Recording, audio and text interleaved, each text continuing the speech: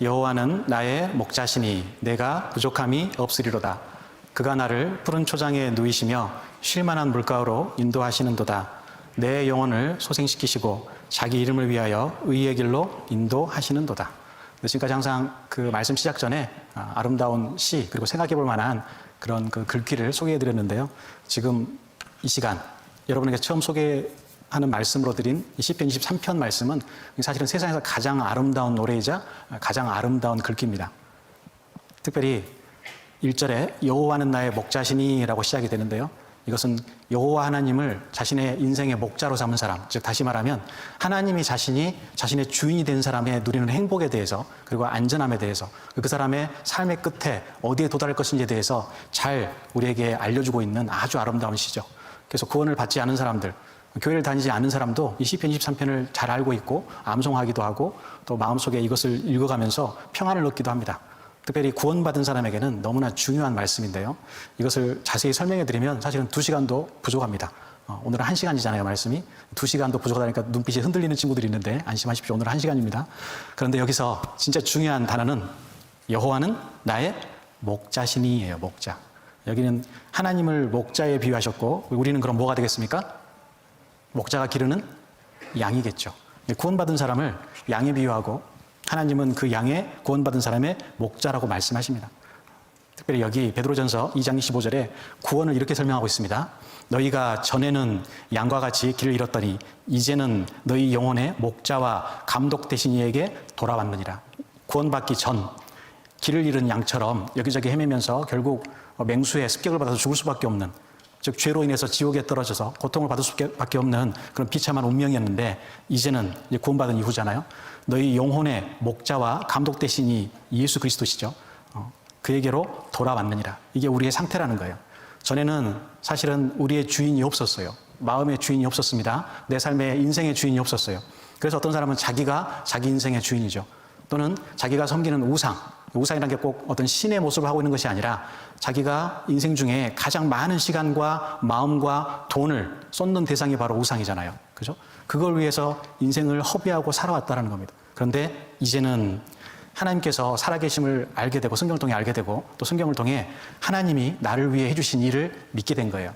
나를 천국에 보내기 위해서 나의 죄를, 그 모든 죄를 사하기 위해서 무슨 일을 해주셨는지 그걸 믿음으로써 이제는 하나님께서, 그 주님께서 내 영혼의 목자가 되시고 감독이 되셨다라고 말씀하고 계십니다. 이게 구원받은 사람의 현재 상태입니다. 예수 그리스도가 내 영혼의 목자이고 감독이에요. 다른 말로 하면 하나님이 내 삶의 주인이 되시는 겁니다. 여러분, 구원을 받는다는 것은 한마디로 하면 자기 인생의 주인이 바뀌는 거예요. 지금까지는 내 마음대로 살고 내가 하고 싶은 일 다 하고 내가 정말 욕심껏 나의 삶을 살아왔지만 이제 구원을 받은 이후에는 내 인생의 키, 인생을 배항에 비유한다면 내가 지금까지는 키를 쥐고 계속해서 항해를 했지만 이제는 그 키를 주님께, 하나님께 넘겨드리는 거죠. 그렇다고 해서 아무런 일도 하지 않고 수동적으로 살아야 되느냐, 그 말씀이 아닙니다. 내 인생에서 할 일은 최선을 다해서 해야 되죠. 학생이면 공부를 최선을 다해서 해야 됩니다. 여러분, 구원받은 그리스도인은 공부 열심히 해야 돼요. 그죠? 교회만 열심히 다니고 교회에서만 열심히 하고 학교에서는 게을리하고 그거 합당하지 않습니다. 무슨 일이라도 죽게 하다라고 말씀하셨거든요. 그런데 우선순위, 인생의 가장 중요한 첫 번째 가치가 하나님께 있는 거예요. 그러니까 하나님 일을 우선하고 그 다음에 자신의 인생의 일을 하는 것이죠. 인생의 주인, 인생의 우선순위가 바뀌는 게 바로 구원받은 사람의 삶의 태도입니다. 물론 이제 막 구원을 받은 사람에게는 그런 의지가 약할 수 있어요. 하지만 점점점 교회에서 말씀을 배우고 교제를 하는 가운데 이제 그런 것들이 점점점 확립이 되는 겁니다. 특별히 여러분은 지금 중1부터 고3까지 인생에 있어서 자신의 가치관이 점점점 이제 강해질 때잖아요. 가치관이 확립이 될 때입니다. 이럴 때일수록 하나님께서 자신에게 주신 그 사랑을 정확하게 깨닫고 그리고 하나님을 위해 내가 어떤 삶을 살아야 될 것인지 매일매일 말씀을 통해 배우고 묵상하고 다른 구원받은 친구와 교제하면서 세상 사람들과는, 사생 친구와는 구별된 삶을 사는 것이 아주 중요합니다. 왜요? 나의 인생의 주인이 바뀌었기 때문이에요. 여기 예수님도 우리의 목자라고 말씀하십니다. 요한복음 10장의 11절에는 나는 선한 목자라, 선한 목자는 양들을 위하여 목숨을 버리거니와. 예수님께서 우리를 위해서 목숨을 버리셨잖아요. 그죠? 그 목자 되신 예수님께 우리가 돌아온 겁니다. 길을 잃고 헤매다가. 14절에 나는 선한 목자라, 내가 내 양을 알고 양도 나를 아는 것이 15절 같이 읽으시죠. 아버지께서 나를 아시고 내가 아버지를 아는 것 같으니 나는 양을 위하여 목숨을 버리노라. 여러분의 영혼의 문제를 해결해 주기 위해서 목숨을 버리면서까지 사랑해 주는 대상은요, 사랑할 수 있는 능력을 가지고 있는 그런 존재는 예수님밖에 안 계시는 거예요. 어제도 말씀드렸지만 부모님 여러분을 사랑하지만 여러분을 천국에 보낼 수는 없습니다. 하지만 주님께서는 여러분을 정말 사랑하셔서 자기의 목숨까지 버리면서 우리를 구원해 주신 거예요. 그래서 주님은 진정한 선한 목자시죠. 그래서 구원받은 이후의 삶은 선한 목자 대신 예수님의 음성을 듣는 거예요. 이제부터는 말씀을 읽으면요, 이게 이해가 됩니다. 완전하게 완벽하게 해석은 안 되겠지만, 왜냐하면 아직 여러분이 가지고 있는 지식이라든가 어떤 사회적인 경험이 부족하기 때문에 완벽하게 해석될 수는 없을 거예요. 저도 그렇습니다. 저도 목사지만 제가 이 성경 말씀을 다 아는 건 아니거든요. 성경을 배우면 배울수록 항상 깨닫는 게 있습니다. 아, 내가 성경을 진짜 모르구나. 그걸 항상 깨달아요. 그러니까 비록 그럴지라도 예수님께서 우리에게 주신 구원에 담겨져 있는 선물이 또 있거든요. 성령님이 계세요. 성령님은 하나님의 영이거든요. 구원받기 전에는 내 안에는 죄성밖에 없었습니다. 나의 본성밖에 없죠. 근데 구원받은 이후에 이제 하나님의 영이 내 안에 들어와요. 두 영이 함께 있는 겁니다. 그래서 어떤 사람은 그리스도인을 이중인격자라 그러는 거예요. 근데 그렇다고 해서 우리가 천사가 됐느냐? 그건 아닙니다. 뒤에 설명해 드리겠습니다. 우리의 신분은 하나님의 아들이지만 상태는 여전히 죄인이에요. 그래서 항상 둘이서 싸우는 거예요. 여러분, 쥐하고 새를 발을 묶어놨어요. 둘이를 같이 발을 묶어놨어요. 쥐는 땅속 굴로 들어가려고 하겠죠? 새는 어때요? 하늘로 올라가려고 할 거예요. 누가 이길까요? 쥐요? 새가 독수리예요. 누가 이겨요? 새가 이겨요? 새가 참새예요. 누가 이겨요? 오늘도 대답 잘해서 고마워요. 누가 이겨요? 네, 강한 놈이 이겨요. 그죠? 새가 독수리면 어떤 쥐라도 달고 올라갈 거 아니에요. 근데 새가 참새면 쥐가 그 새를 끌고 구멍으로 들어가 버릴 겁니다. 그 쥐는 우리의 본성을 뜻합니다. 자꾸 땅으로 들어가려고 그래요. 세상으로. 어둠 속으로. 새는 하늘로 올라가잖아요. 하늘을 향해서. 그게 바로 성령님의 작용이거든요. 그럼 강하게 하려면, 내가 승리하는 삶을 살려면, 그리스도인다운 삶을 살려면 새를 키워야 돼요. 즉 성령을 충만하게 살아야 되는 거예요. 그래서 상당히 우리가 이성적으로 깨달을 수 있는 그런 이치잖아요. 그죠? 그래서 신앙생활 살려면 어떻게 해야 되느냐? 교회 가운데서 주님께서 주시는 말씀을 잘 듣고 그 말씀을 듣고 잊어버리지 않고 하나라도 실천하는 삶을 사는 거예요. 하루하루. 그리고 교제 가운데서 구원받은 형제자매들이 느끼는 어려운 점이 무엇인지, 학교 생활하는 가운데 정말 주님의 자녀다운 삶을 살고 싶은데 안 되는 게 있잖아요. 근데 여러분만 느끼는 게 아니거든요. 학교 가서 친구들 전도하고 싶어요. 사랑하는 친구가 지옥 가는 것을 내가 참아 보지 못하기 때문에 어떻게든 전도하고 싶은데 용기가 안 나요. 친구들이 또 우리 교회를 이상하게 볼까 봐 말을 못 꺼내요. 근데 여러분 개인만이 그런 고민을 하는 게 아니라는 거예요. 다른 친구들도 다 그런 경험을 하고 있는 겁니다. 구원받은 형제자매님들은. 그럼 그걸 같이 나누면서 어떻게 하면 그런 어려움들을 이겨낼 수 있는지 서로 도와주고 서로 기도하면서 우리가 하나가 되는 거예요. 그러면 성장하고 이제는 전도하거나 말씀 읽는 게 아주 습관적으로 나에게 너무나 자연스러운 삶의 하나의 모습이 되는 겁니다. 그게 신앙생활이에요. 그게 결론입니다. 오늘의 결론이에요. 이 중요한 것은 예수 그리스도가 나의 목자가 됐기 때문에 이제 나는 그분의 음성을 들어야 된다는 거예요. 양도 나를 아는 것이라고 되어 있잖아요. 이제 주님의 양이 됐으니까 우리가 주님을 알잖아요. 특별히 양은 자기를 소유하고 있는 그 목자의 음성을 압니다. 양은 기가 막히게 그 목자의 음성을 잘 들어요. 여기 요한복음 10장 27절에 내 양은 내 음성을 들으며 나는 저희를 알며 저희는 나를 따르느니라. 이제 구원받은 사람은 예수 그리스도의 음성을 들어요. 즉 말씀을 들으려는 마음이 생깁니다. 또 말씀을 이해해요. 점점. 그리고 그 말씀을 따르려는 마음이 생겨요. 왜요? 주님의 양이 됐으니까. 여기 양들이 기가 막히게 목자의 음성을 분별합니다. 영상 하나 보여드릴게요.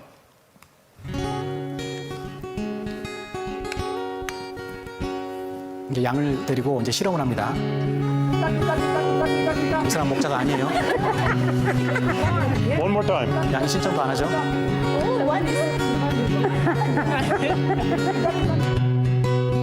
다른 사람이 나옵니다.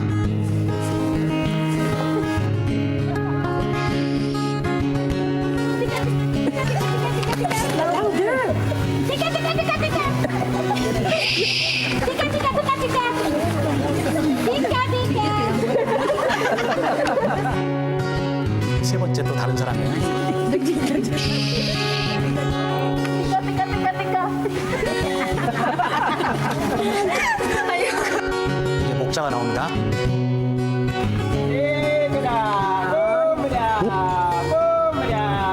고개를 들죠, 양들이.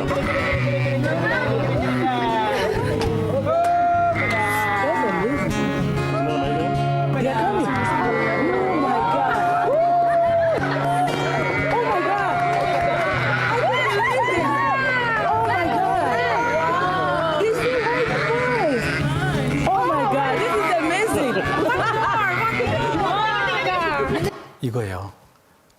우리가 왜 이 말씀을 들어 이 자리에 와 있습니까? 주님의 음성을 듣는 거예요. 아니까. 구원받지 않은 친구들 이런 말씀 아무리 들어도요, 이해를 못 합니다. 그래서 게임이 더 좋고, 물론 앉아 계신 우리 형제자매 중에도 게임을 더 좋아할 수도 있겠지만, 근본적으로 그 안에 있는 영혼은요, 하나님의 말씀을 듣기를 좋아해요. 반응을 합니다. 사람 따라 차이는 있겠지만, 그 음성을 분명히 듣고 따르려고 합니다. 이 양들도 그렇잖아요. 하나님께서 왜 양에게 이런 그 습성을 넣어주셨겠어요? 이제 구원받은 사람에게 이걸 보고 배우라는 거예요. 목자의 음성을 알고 듣고 그 음성을 따르는 겁니다. 그게 우리의 신앙생활이에요. 그런데 하나님이 선장이 되지 못하는, 자기 인생의 목자가 되지 못한 사람은 어떤 삶을 살까요? 여기 그 아까 우리가 봤던 시편 23편과 대조적인 시를 하나 소개해 드릴게요. 이거는 윌리엄 허니스트 헬리라는 사람이 쓴 거거든요. 19세기 시인인데, 제가 영어만 놔둘려다 여러분을 충분히 해석하실 수 있죠. 수준 있으시니까. 그래서 여러분의 제가 수준을 믿습니다. 근데 혹시 모를까봐, 네, 한글로 해석을 옆에다 새겨놨습니다. 이 제목이 인빅터스예요. 라틴어로 꺾이지 않는, 불굴의 그런 뜻입니다. 내용들을 읽어보면 아주 멋진 말 같아요. 특별히 여기 보면, 나를 감싸고 있는 밤은 온통 칠흑 같은 암흑, 나는 그 어떤 신들이든 신께 감사하노라. 내게 정복당하지 않는 영혼을 주셨음을. 신을 믿는 사람인 것 같죠? 그렇지 않아요. 뒤에 보면은요, 비록 천국문이 좁을지라도, 아무리 많은 지옥 형벌이 나를 기다릴지라도 중요치 않다. 나는 내 운명의 주인, 나는 내 영혼의 선장. 어때요? 멋진 말 같아요? 아까 우리가 읽었던 시편 23편과는 완전 대조적이죠. 여호와는 나의 목자시니와 완전 반대잖아요. 내가 내 영혼의 주인이고, 내가 내 운명의 주인이고, 내 영혼의 선장이라는 겁니다. 여러분, 세상의 모든 인본주의 교육은 여기에 바탕을 두고 있어요. 너의 인생의 주인은 너라는 거예요. 네가 하고 싶은 걸 하라는 거죠. 그죠? 그래서 사람들이 자기가 하고 싶은 대로 합니다. 하나님이 없다 그러고, 하나님이 없어야 편하거든요. 리차드 도킨스 같은 그 진화론자도요, 그 사람도 이 세상의 모든 만물이 저절로 생길 수 없다는 거 동의합니다. 그럼 세상의 시작이 어떻게 되느냐? 외계인이 와서 시작했다라는 거예요. 진화라는 메커니즘을 이용해서. 바꿔 얘기하면 철저한 진화론자조차도 세상이 누군가에서 창조됐다는 것을 믿는다는 거예요. 근데 그 창조주가 성경 속의 하나님은 아니라는 거죠. 왜요? 도덕적인 의무를 가져야 되거든요. 성경에 나타난 하나님은 거룩하신 하나님이거든요. 근데 그게 싫은 거예요. 그래서 그 리차드 도킨스가 버스에 광고했잖아요. 네? 아마도 신은 없을 것이다. Probably there's no God. Enjoy your life. 그렇게 얘기하잖아요. 그게 세상 사람들의 신조예요. 그런데 여러분, 이런 마음을 가진 사람이 얼마나 위험한 줄 아세요? 여기 아까 제가 소개해드린 그 인빅터스의 저자입니다. 윌리엄 허니스트 헬리인데요. 근데 이 사람 자체의 어떤 의도는 그게 아니었어요. 아주 좋은 의도였습니다. 이 사람은 다리를 잘라야 되는 병이 걸렸어요. 그럼에도 불구하고 자기의 인생을 정말 불굴의 의지로 잘 이겨내고 자신의 삶을 정말 성실하게 잘 살았던 사람이거든요. 그런데 이 사람이 썼던 이 시가 다른 사람에게 어떤 영향을 미쳤냐면, 1995년 4월 19일에 미국 오클라호마 연방 청사가 테러를 당해가지고요, 약 3분의 1 건물이 무너졌습니다. 그래서 168명이 죽었어요. 아이들이 20명 가까이 죽었습니다. 아이들이. 여기 보육원이 있는데 그 보육원도 무너져가지고 수많은 아이들이 희생을 당했거든요. 약 600여 명이 또 부상을 당했습니다. 이 사람들이 희생된 사람들이에요. 예. 근데 이 사진이 아주 유명한 사진입니다. 이제 갓 한 살 된, 이 테러가 일어나기 전날이 이 아이 생일이었어요. 이 아이가 테러에 희생이 됐는데 처음에 발견됐을 때는 숨이 좀 붙어 있었습니다. 소방관이 급히 데리고 병원으로 데리고 갔는데 가는 중에 죽었어요. 이 아이거든요. 여기 이 아이의 묘비를 보면 보일지 모르겠습니다. 메일리 알몬이라는 애인데요. 태어난 날이 4월 18일이죠. 근데 죽은 날이 4월 19일이잖아요. 그죠? 이 테러가 4월 19일에 일어났거든요. 생일 바로 다음 날 죽은 거예요. 돌 맞은 바로 다음 날. 근데 이 테러를 일으켰던 이 자생적인 테러리스트였습니다. 누구 어떤 테러 단체와 연계된 게 아니라 티모시 맥베이라는 사람인데요. 이 당시에 26살이었어요. 26살 청년인데 이 사람은 그 아프간 전쟁인가 거기 참전 군사였습니다. 군인이었어요. 근데 왜 이 테러를 일으켰냐면 2년 전에 일어났던 아마 여기 전도 집회를 자주 참여했던 분들은 알지도 모르겠습니다. 다윗파라는 그 파가 있어요. 그 파에서 그 이단적인 종파였는데 FBI에 대응하다가 80명이 화재 사고 때문에 죽는 사건이 일어났습니다. 대치하다가. 그래서 이 사람도 티모시 맥베이도 거기 다윗파에 속한 사람이었거든요. 그 이단 종파에. 그래서 아주 분기했었어요. 그리고 보복하려고 이 정부 청사에 테러를 가한 거였거든요. 결국 이 사람도 독극물 주입하는 방식으로 그 사형을 당했습니다. 근데 이 사람이 죽기 전에 썼던 유언과 같은 시가 하나 있어요. 뭔지 아세요? 그게 바로 인빅터스입니다. 우리가 앞에 봤던. 즉 마지막 나는 내 인생의 주인이다. 나는 내 인생의 선장이다. 여러분 자기가 자기 삶의 주인으로 사는 사람들은 사실은 열심히는 살 수 있지만 그 삶의 태도가 잘못될 경우에는 어떤 끔찍한 일도 벌일 수가 있다는 거예요. 그래서 하나님이 그 사람의 주인이 된 사람이 사실은 진정한 인생의 올바른 길을 걷고 있는다는 거예요. 여러분 그런 의미에서 구원을 받는다는 것은 자기 자신에게도 가장 행복한 선택을 하는 겁니다. 특별히 전지전능하신 하나님께서 나와 함께 계시고 나의 모든 길을 살펴주시는 거예요. 여호와는 나의 목자시니 내가 부족함이 없으리로다. 거기서 말하는 부족함은 꼭 물질적인 부족함을 얘기하는 게 아닙니다. 아무리 내가 가난하든 또는 부자이든 간에 거기에 대해서 만족하고 감사하고 영적인 축복을 추구하고 내게 주신 큰 평강에 만족하면서 하루하루를 자족하는 마음으로 살아가는 삶인 거예요. 그리고 어떻게든 이 진리를 모르는 사람들에게 전해주고 그래서 하나님의 나라가 확장되는 일에 쓰임을 받고 그거 이상 내 인생에 값진 일이 어디 있겠습니까? 여러분 그 주인공이 된 거예요. 구원받은 사람은. 그래서 인생을 행복하게 살 수 있는 겁니다. 물질적인 어떤 풍요가 내게 충만하기 때문에 행복한 게 아니라 하나님이 내 인생의 주인이시고 하나님이 내 인생의 목자이기 때문에 그래서 행복한 거예요. 그게 우리 구원에 담겨있는 아주 큰 행복의 의미입니다. 여러분 정말 잘 믿으신 거예요. 절대 후회하지 않습니다. 특별히 우리는 그럼 왜 하나님 뜻대로 살아야 되느냐. 우리 인생의 소유권이 바뀐 거예요. 구원받았다는 것은. 여기 고린도전서 6장 19절 20절 말씀에 너희 몸은 너희가 하나님께로 받은 바 너희 가운데 계신 성령의 전, 이 성령의 전에서 전은 대골전자입니다. 이 성령은 하나님이시거든요. 하나님이 계시는 곳이기 때문에 집이라기보다는 대골이라는 한자를 쓴 것 같아요. 성령이 계시는 집이다 그 말이에요. 여러분 몸이. 그러니까 몸속에 성령 하나님이 계시다는 겁니다. 구원받은 사람에게는. 너희는 너희 것이 아니라 값으로 산 것이 되었으니 그런즉 너희 몸으로 하나님께 영광을 돌리라. 여러분 구원받은 사람은 자신의 육체도 잘 가꾸고 경건하게 살아야 됩니다. 자기 몸을 함부로 죄진 데 사용해서는 안 돼요. 왜요? 자기의 몸도 이제는 자기 것이 아니거든요. 하나님께서 값을 치러서 여러분을 샀어요. 여러분의 모든 영혼과 몸을 값을 치러서. 어떤 값을 치렀을까요? 어떤 값을요? 죄에 대한 값. 죄에 대한 값을 무엇으로 갚으셨어요? 예, 예수님의 피로.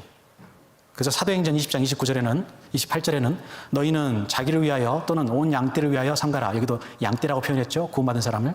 성령이 저들 가운데 너희로 감독자를 삼고 하나님이 자기 피로 사신 교회를 치게 하셨느니라. 이게 치다란 말이 때린다란 말이 아니고요. 다스린다 그런 말이에요. 다스린다. 양을 치다 그러잖아요. 양을 다스린다 그 말이거든요.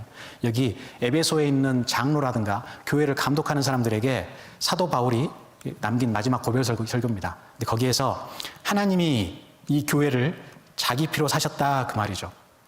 여기에는 두 가지 의미가 있습니다. 첫 번째로 이 피를 흘려서 우리를 구원해주신 분이 누구예요? 예수님이시죠. 예수님이 하나님이시단 말이에요. 그죠? 예수님이 하나님이신데 그 하나님이 자기 피로 우리를 사셨다는 거예요. 그리고 나의 소유권이 예수님이라는 거죠. 그죠? 이제는 내 인생은 내 것이 아니라는 겁니다. 우리는 말씀대로 믿는 사람들이잖아요. 그죠? 하나님이 이걸 우리에게 알려주시는 겁니다. 이걸 우리가 믿는다면 이 말씀대로 살아야 되는 거예요. 이제 더 이상 내 인생은 나의 것이 아니에요. 그죠? 내 인생은 하나님의 영광을 위해 존재하는 겁니다. 그럼 인생이 완전히 실패하는 걸까요? 그렇지 않습니다. 사람이 하는 일 가운데 창조주 하나님과 함께 일하고 그분의 영광을 돌리는 일만큼 영광스럽고 큰 일은 없어요. 여러분 정말 의대를 가기 위해서 어떤 학생들은 죽기 살기로 공부하잖아요. 의사가 되면 참 훌륭한 일을 합니다. 사람의 목숨을 구하는 일이에요. 어때요? 근데 목숨을 구해도 결국 그 사람은 언젠가는 죽게 되겠죠. 그죠? 의사의 일이 하찮다는 게 아닙니다. 그 일도 아주 좋은 일이지만, 보람 있는 일이지만 그 일도 결국 한계가 있다는 거예요. 그런데 영혼을 건지는 것은요. 여러분이 전도해서 한 사람의 영혼을 건지는 일은 그 사람의 영원한 운명을 바꾸는 거예요. 단지 그 사람의 아픈 부분을 고쳐주는 게 아니란 말입니다. 영원한 운명을 바꿔주는 거예요. 얼마나 큰 일입니까? 그걸 할 수 있는 게 우리 그리스도인의 특권이잖아요. 그죠? 그 눈을 떠야 되는 거예요. 겨우 그냥 세상에 보이는 것들에 쫓아가지 말고 게임에서 티어 올리는 거 그것에 목숨 걸지 말고요. 아이돌한테 조공 바치는 거 그것에 목숨 걸지 말고요. 좀 멋있게 한번 살아보자고요. 구원 받았으니까. 세상에 속한 것, 더러운 것, 썩어질 것, 없어질 것에 마음 두지 말고 정말 하나님께서 나를 위해 예비해 두신 그 천국을 위해서 우리의 부활을 한번 쌓아보자고요. 그 얼마나 멋진 인생인 줄 아세요? 여러분 이 세상에서 가장 멋진 사람들이에요. 그런 일을 할 수 있는 사람들. 하나님은 그걸 우리에게 원하시는 거예요. 여러분 우리 모든 사람들은 예수 그리스도의 피로 하나님이 사신 사람들이에요. 그죠? 그래서 나의 소유권은 이제 예수 그리스도께 있는 겁니다. 그분을 위한 삶을 살아야 되는 것이죠. 그래서 여기 이제 어제 구원에 대한 말씀을 전해드렸는데 이게 조금 중요한 말씀을 제가 시간이 없어서 못 전해드렸어요. 이 부분이 아주 중요한 내용인데요. 우리를 구원해 주신 목적에 있어서 물론 우리를 위해 구원해 주셨죠. 그런데 여기 이사야서 43장 25절에 보면 같이 한번 읽으시죠. 나 곧 나는 나를 위하여 내 허물을 도말하는 자니 내 죄를 기억지 아니하리라. 여기서 말씀하시는 나는 누굴까요? 나가 누굴까요? 하나님이세요. 여러분 하나님이 하나님을 위해서 내 죄를 없애주셨대요. 이게 좀 엄청난 뜻이 담겨있는 말씀이거든요. 이걸 예를 들어드리겠습니다. 여러분의 아버지가 어느 날 길을 가는데 길가에 있는 집에 불이 났어요. 근데 그 집에 보니까 어떤 아이가 방에서 빠져나오지 못하고 울고 있는 거예요. 아버지가 위험하지만 그 집에 들어가서 그 아이를 구해줬습니다. 그 아이는 너무 고마워하겠죠. 근데 아버지는 왜 생판 모르는 그 아이를 구해주러 그 불난 집에 들어갔을까요? 누구를 위해서요? 누구를 위해서요? 그 아이를 위해서요. 맞아요. 그 아이를 구하기 위해서요. 그리고 근데 공교롭게도 며칠 뒤에 자기 집에 불이 났어요. 불이 엄청나게 맹렬하게 퍼지고 있는데 이제 소방관도 못 들어갈 정도로. 근데 그 안에 자기 아들이 아직 나오지 못한 거예요. 아버지 들어갈까요? 안 들어갈까요? 네, 들어갑니다. 실제로 그런 일이 있거든요. 들어가요. 아들을 구해냈습니다. 너무나 불길이 맹렬해서 아버지는 그만 전신에 화상을 입었어요. 병원에 누워있는데 아들이 이제 병문안 왔습니다. 아들은 별로 많이 안 다쳤거든요. 아버지 정말 감사합니다. 아버지 때문에 살았어요. 아버지가 다치셔서 어떡해요? 너무 죄송해요. 그러니까 그 아버지가 뭐라 하는 줄 아세요? 아가, 너는 나한테 미안하게 할 필요 없다. 내가 왜 불 속에 들어가는 줄 아니? 나는 나를 위해서 들어갔다. 나를 위해서. 그 아들이 불길 가운데서 그렇게 죽어가면 그 아버지의 인생이 어떻겠습니까? 그죠? 그래서 그 아들을 위해서 희생을 무릅쓰고 불 속에 들어간 거예요. 이게 바로 그 하나님의 아버지의 마음이에요. 나 곧 나는 나를 위하여 내 허물을 도말하는 자니 내 죄를 기억지 아니하리라. 여러분 누가 신앙생활 잘하는 줄 아세요? 이 은혜를 은혜로 받은 사람. 아 정말 이 은혜가 크구나. 어떻게 갚을까? 이렇게 큰 은혜를 주셨는데 그걸 깨달은 사람이 신앙생활 잘합니다. 그걸 모르니까 신앙생활을 못하는 거예요. 사실은. 내가 얼마나 큰 죄로부터 벗어나는지 모르기 때문에, 내가 얼마나 큰 운명으로부터 벗어나는지 모르기 때문에, 그걸 정확하게 믿지 않기 때문에 신앙생활을 못한다는 거예요. 여러분 이 말씀은 정말 우리가 두고두고 새겨야 될 말씀입니다. 같이 한번 읽어볼까요? 나 곧 나는 나를 위하여 내 허물을 도말하는 자니 내 죄를 기억지 아니하리라. 하나님 자신을 위해서 우리를 구원해 주셨습니다.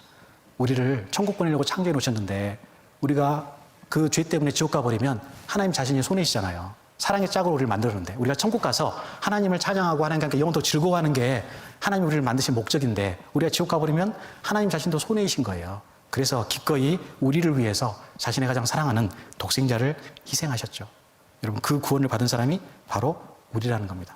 여기 영상 하나 보여드리겠습니다. 아들이 불이 났는데 방금 제가 말씀드린 그 이야기하고 좀 비슷한 내용입니다. 실제 있었던 사건이거든요.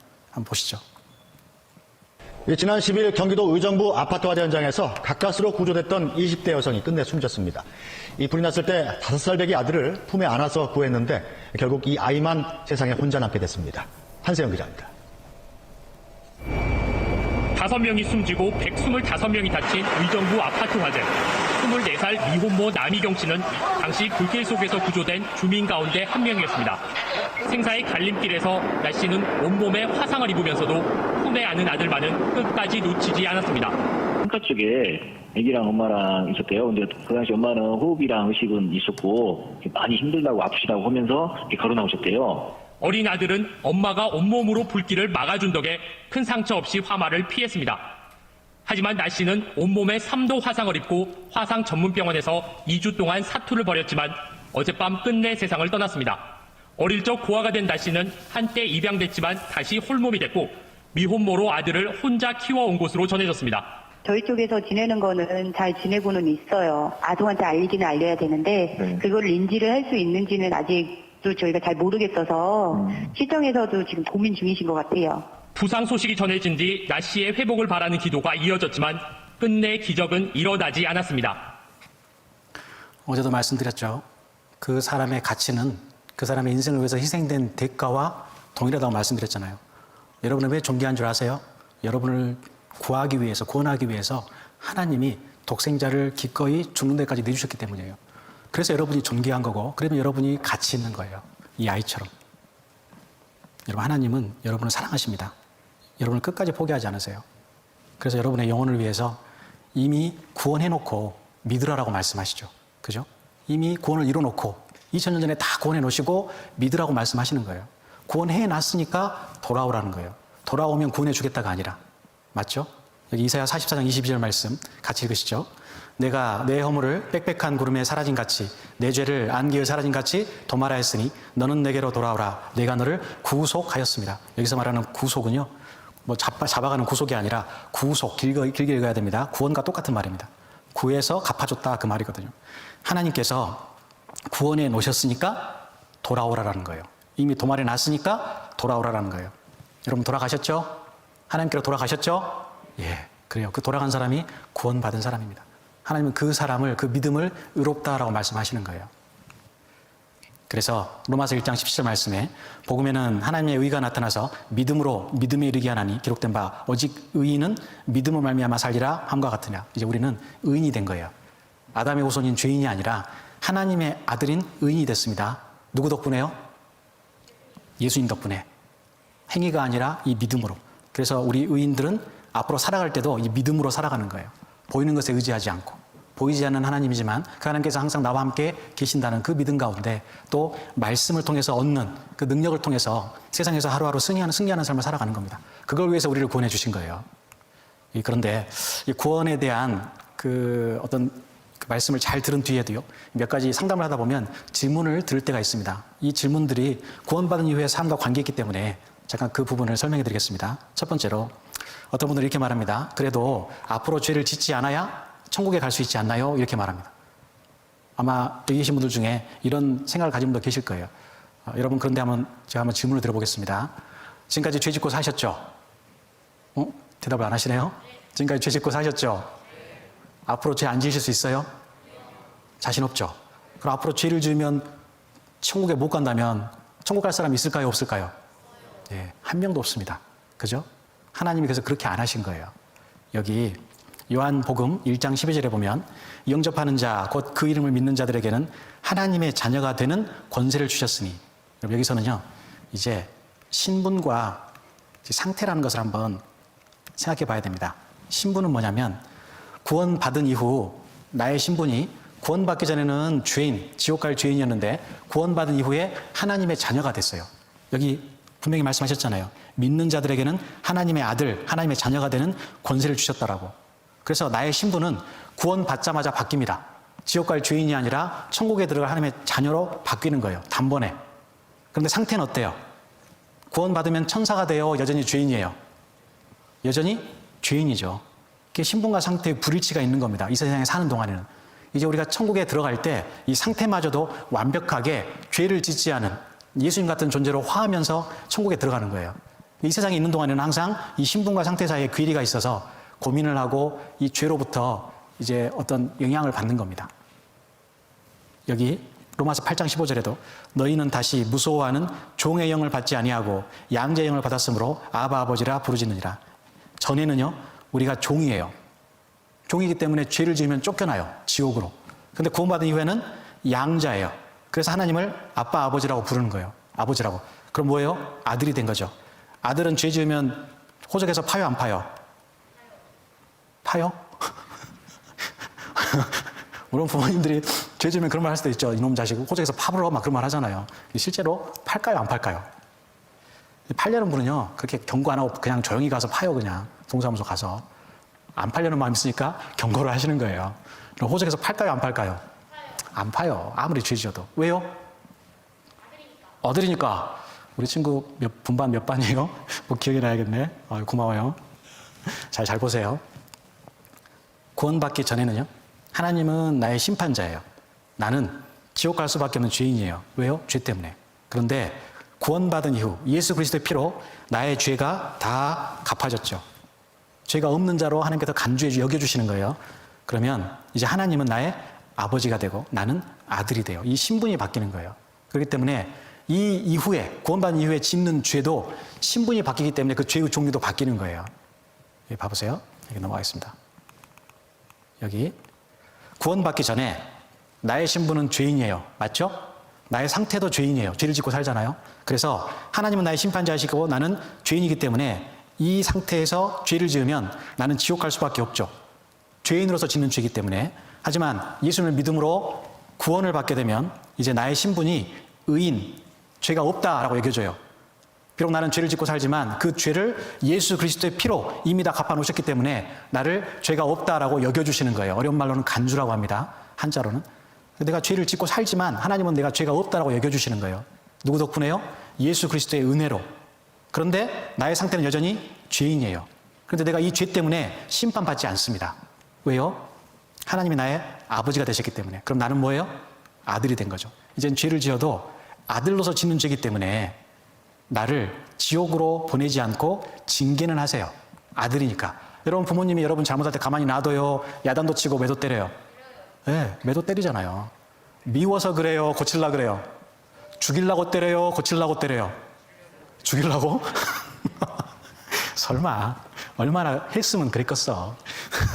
부모님이요 죽이려고 때리진 않습니다. 왜 징계를 하시죠? 징계의 목적이 뭐예요? 바로 잡는 거예요. 바로 잡는 거.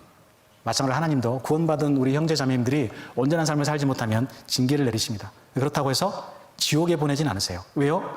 아들이니까. 이해되시죠? 그래서 구원받은 이후에 혹시 죄를 짓더라도 정말 그 사람이 진정으로 구원을 받았다면 그 죄 때문에 지옥 가진 않습니다. 넘어가겠습니다.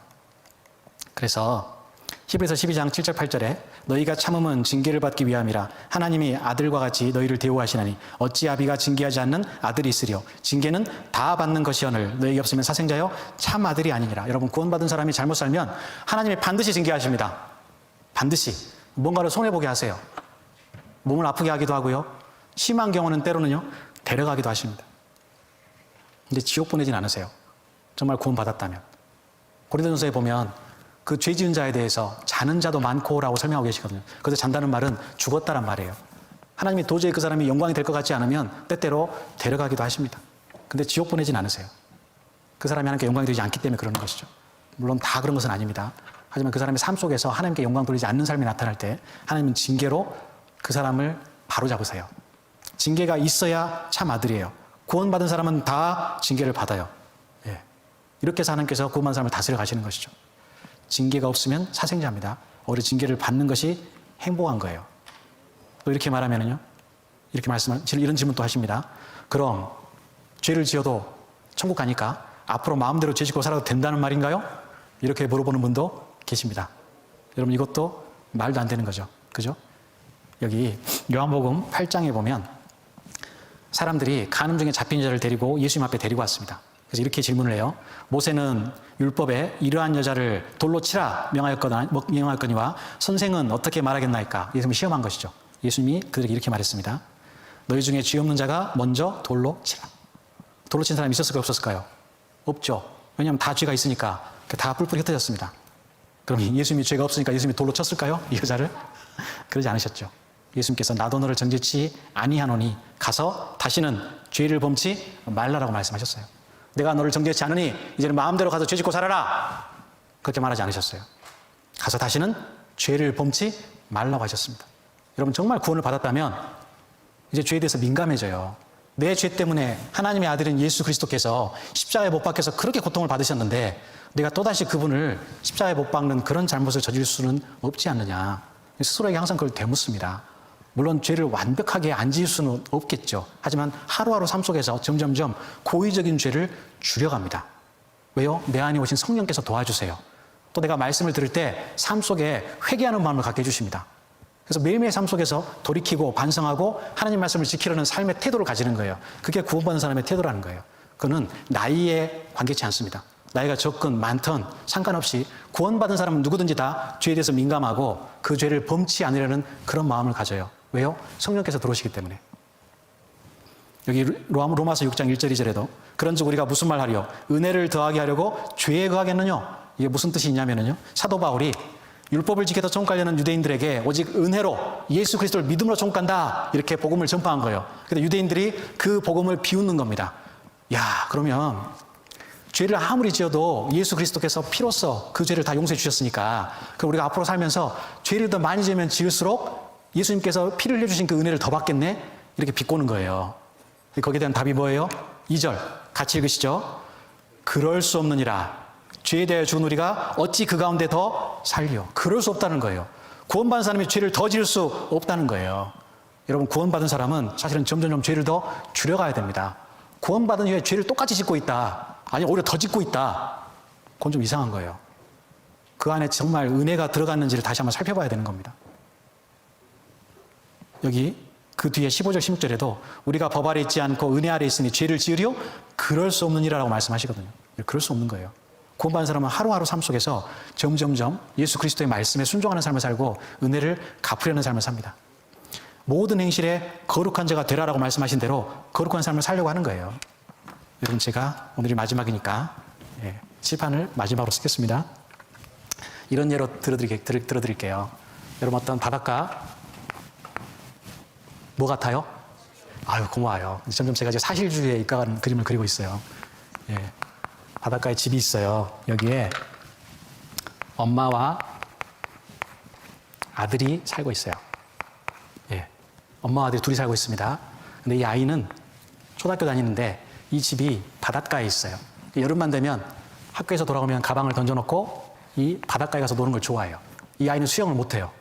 그런데 물에서 노는 걸 아주 좋아합니다. 물가에서 노는 것을. 근데 어때요? 엄마는 그 모습을 보고 걱정될까요? 안 될까요? 걱정이 되죠.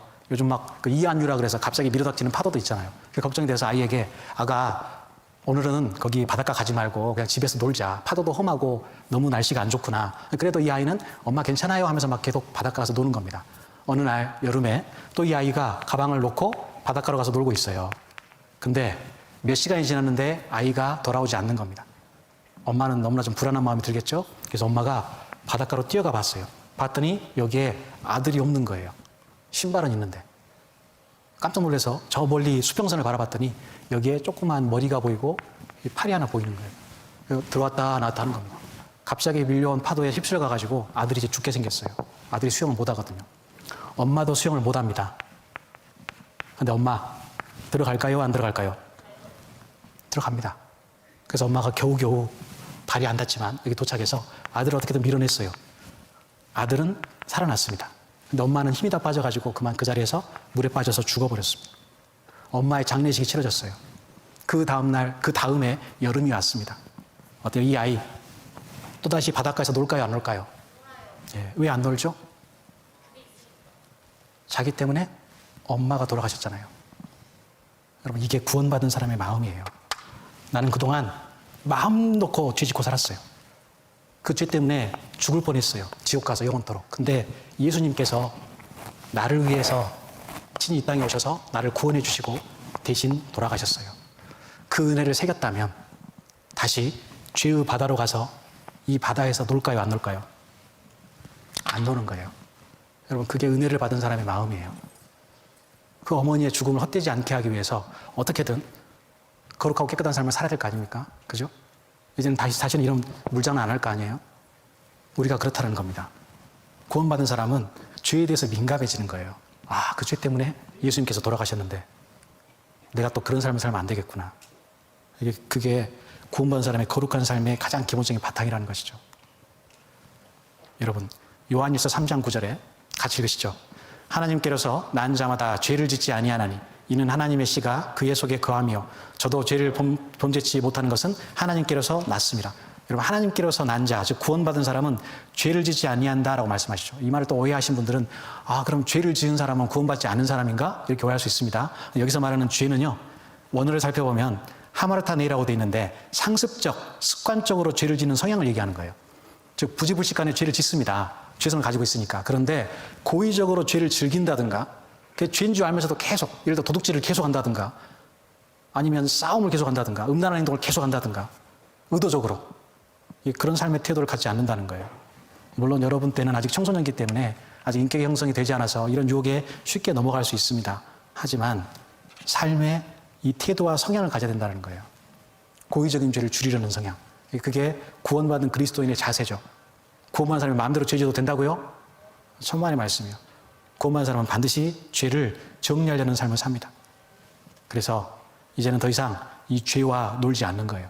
죄가 아무리 우리에게 의롭다고 해도요, 아무리 죄 짓는 친구들이 야, 너 이렇게 의롭게 놀래? 하더라도 그 유혹에 빠지지 않고 거룩하게 구별된 삶을 사는 것이죠. 그리고 구원받은 사람은 착해야 됩니다. 여기 디도서 2장 14절, 그가 우리를 대신하여 자신을 주시면 모든 불법에서 우리를 구속하시고 우리를 깨끗하게 하사 선한 일에 열심하는 친백성이 되게 하려 하심이니라. 여러분, 이제 진짜 그리스도인은 착해야 돼요. 우리 형제자매들은 학교에서도 가정에서도 진짜 착하단 말 드려야 돼요. 왜요? 그런 일에 열심하는 하나님 백성이 되게 하려고 우리를 구원해 주셨다고 말씀하셨잖아요. 여러분, 어디서든지 착하단 말 드려야 됩니다. 정말이에요.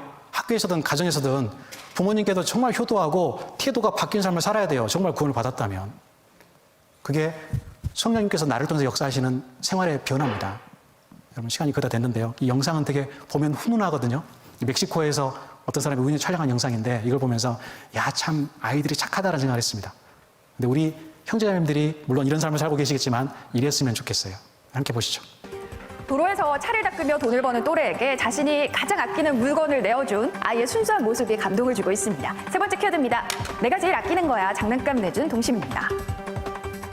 자, 허름한 옷차림을 입으로 도로에 멈춰선 차를 닦는 어린이. 신호에 걸린 차에 유리를 닦아주고 동전을 받으려는 건데요. 자, 이때 자동차 안에 있던 어린이가 선뜻 자신이 가지고 있던 장난감을 선물합니다. 멕시코에서 당시 현장에 있던 한 운전자가 우연히 촬영해 세상에 알려진 건데요. 장난감을 받고 좋아하는 또래를 보고 마음이 아팠던 걸까요? 차 안에 있던 어린이는 거리 아이에게 장난감 굴착기를 하나 더 건넵니다. 이대로 있을 수 없겠죠? 거리 아이는 자신이 팔고 있던 과자를 들고 와 고마움을 전하는데요. 앞뒤 재는 것 없이 자신이 가장 아끼는 물건을 내주고 이에 감사함을 전하는 아이들의 우정에 미소가 지어지네요. 어때요? 이거 보면 여러분 마음도 따뜻해지지 않아요? 네, 훈훈해지죠. 우리가 이런 사람이 돼야 돼요. 내가 가지고 있는 막 움켜쥐려고 그러고 친구한테 안 뺏기려고 그러고 손에 안 보려고 하고 이런 태도 말, 깍쟁이 같은 태도 말고요. 좀 후히 주고 이 친구가 나의 이런 선행을 통해서 마음을 열고 말씀을 들었으면 좋겠다. 이런 마음으로 정말 학교에서든 어디서든 만나는 친구들에게, 만나는 사람들에게 선을 행해야 됩니다. 선한 일에 열심하는 친백성이 돼야 되는 거예요. 그건 우리 학생들뿐만 아니라 저도 마찬가지입니다. 그걸 위해서 하나님께서 우리를 구원해 주신 겁니다. 여러분, 아마 구원받은 사람의 어떤 삶의 성장이나 태도에 대해서는 지금까지 많은 말씀을 들으셨을 거예요. 근데 제일 중요한 게 뭐냐면요, 교회 가운데 거하는 겁니다. 교회 가운데. 여기 지금 우리 많은 학생들이 앉아있지만 저는 좀 시간이 가고 대학을 지나가고 청년이 되면 이 중에서 교회를 떠날 친구도 안타깝지만 분명히 있을 거예요. 안 그랬으면 좋겠는데 여러분, 조금 부족해도 괜찮아요. 삶 속에서 아직 버리지 못한 죄가 있어도 괜찮습니다. 일단 교회 안에 계세요. 일단 교제에 나오세요. 그럼 하나님이 도와주세요. 하나님이 고쳐주세요. 왜요? 이 교회의 주인은 주님이시거든요. 그래서 어떻게든 이 거듭난 무리 가운데 계셔야 됩니다. 여러분 아시겠죠? 약속하시겠어요? 어떤 일이 있어도 절대 이 교제를 떠나면 안 됩니다. 이쪽에서는 크게 대답하는데 우리 나이 든 고학년은 대답을 잘 안 하시는데요. 약속하시죠? 예. 고맙습니다. 억지가 아닐 거라 저는 생각해요. 근데 이게 진짜 중요합니다. 신앙의 성장의 비결은 내가 교회 가운데 뿌리를 내리냐 내리지 않느냐, 거기에 있어요. 내가 아무리 싫어도 교회 나오고 아무리 마음이 불편해도 아무리 내가 몸이 힘들어도 교회 나오면은요, 하나님이 성장시켜 주시는 거예요. 그래서 마지막으로 이 말씀, 여기 검은 글씨로 된 것만 같이 읽겠습니다. 오직 사랑 안에서 참된 것을 하여 범사에 그에게까지 자랄지라. 그는 머리니 곧 그리스도라. 머리 대신 그리스도 안에 붙어 있으면, 교회 안에 있으면 이제 점점점 예수님처럼 자랄 수가 있는 겁니다. 그래서 여기 계신 우리 모든 중고등부 형제자매님들 자신을 작은 예수로 여기고 내가 정말 예수님이라고 생각하고 예수님이라면 어떤 삶을 사실 것인지, 어떤 선택을 하실 것인지 매 순간순간마다 그것을 생각하면서 항상 주님 보시기에 합당하고 아름다운 삶, 그리고 어떻게든 한 친구라도 아니 많은 친구들을 옳은 대로 돌아오는 그런 귀한 일에 쓰임을 받는 그런 귀한 그리스도인이 됐으면 좋겠습니다.